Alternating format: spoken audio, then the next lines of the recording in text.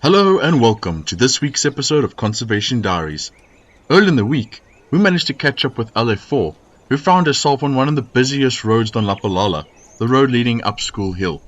Having spent a little bit of time away from her youngsters, we are happy to report that they are all reunited in one big happy family.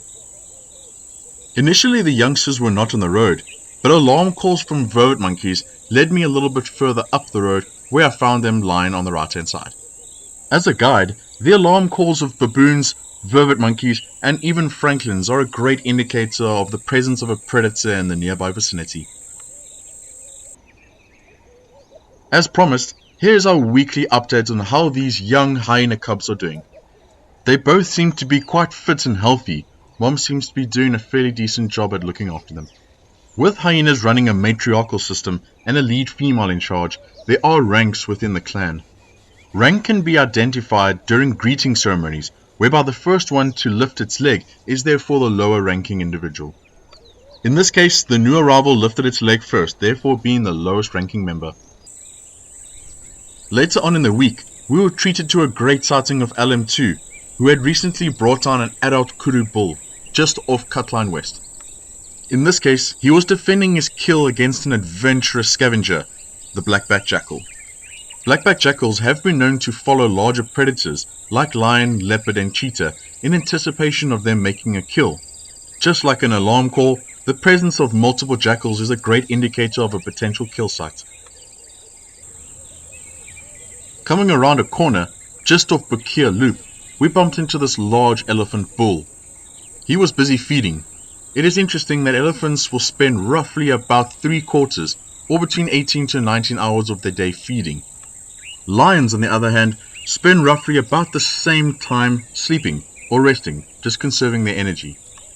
Comment down below which way you'd like to spend 18 to 19 hours, eating like an elephant or sleeping like a lion.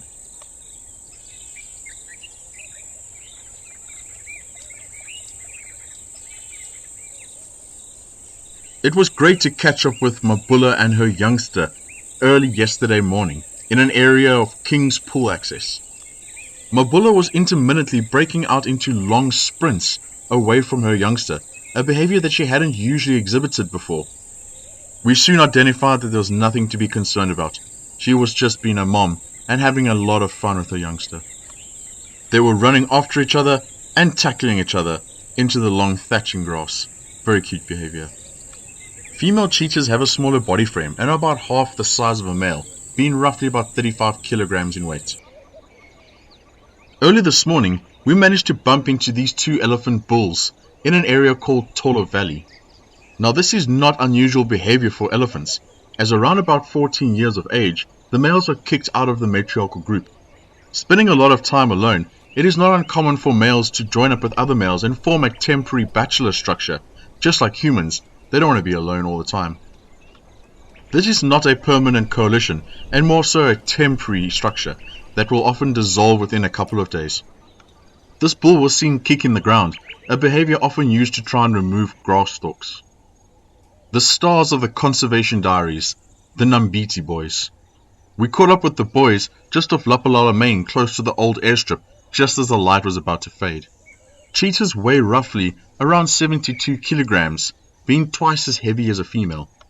Although the one on the left looks like it's had quite a decent meal, looking at the size of the belly. With cheetahs having a small framework and a high metabolism, we can say that they'll go between 2 to 3 days between feeds, based on what they've killed.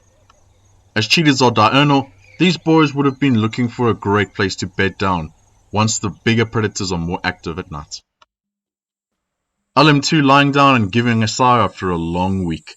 So from all of us here at Tinswallow, where conservation never stops, we'll catch you all next time.